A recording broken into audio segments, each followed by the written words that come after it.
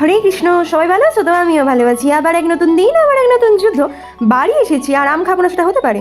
আমাদের আমের বাগান অনেক রয়েছে। তো এই আমগুলো হলো ফজলি আম। আমাদের কাছে হিমসাগর, ফজলি, আম্রপালি সব হয়েছে। আর তোমরা দেখতেই পাচ্ছ কত কত আম কেটেছে মা। তো বিকেলের দিকে আমরা সবাই মিলে আম ঝাড়িয়ে নিয়ে এসেছিলাম গাছ থেকে, আর দুপুরবেলায় এত আম কেটে খেয়েছিলাম। আর এগুলো হলো বাড়ির পদ্ম।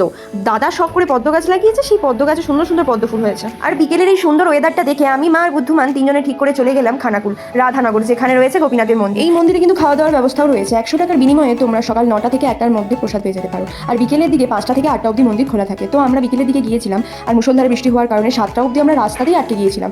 ভেবেছিলাম হয়তো ভগবানের দর্শন পাবো না, কিন্তু গোবিন্দের কৃপা থাকার কারণে আমরা ভগবানের দর্শন পেয়েছিলাম। আর সন্ধ্যেবেলা বাড়িতে এসে দাদা বললো চল করা যাক ক্রিস্পি পটেটো। বাট দেখতেই পাচ্ছ ক্রিস্পি পটেটো করার জন্য আমরা কত কিছু আয়োজন করলাম। প্রথমে আলু সেদ্ধ করলাম, সেটাকে সুন্দর করে মাখলাম কর্নফ্লাওয়ার দিয়ে। তারপর আমরা 3 ভাই বোন মিলে শুরু করলাম রান্না। আর এক্সপেরিমেন্ট করতে গিয়ে ইউটিউবের রেসিপি ফেল হলো। তাই শেষমেশ মামুনি এসে বলে জিনিসগুলো ফেলা যাবে, তাই বাড়িতেই মামুনি ওই বেসন একটু মেখে আলুটাকে পুরো বানিয়ে সব বানিয়ে দিল। এমনিতেই তোমরা জানো আমি ইউটিউব দেখে অনেক রান্নাই করি, কিন্তু এটা ফেল হলো। বাই দ্য ওয়ে, তোমরা কিন্তু সাবস্ক্রাইব আর শেয়ার করতে ভুলো না। নেক্সট ব্লগে দেখা হচ্ছে। সবাই ভালো থেকো, টাটা।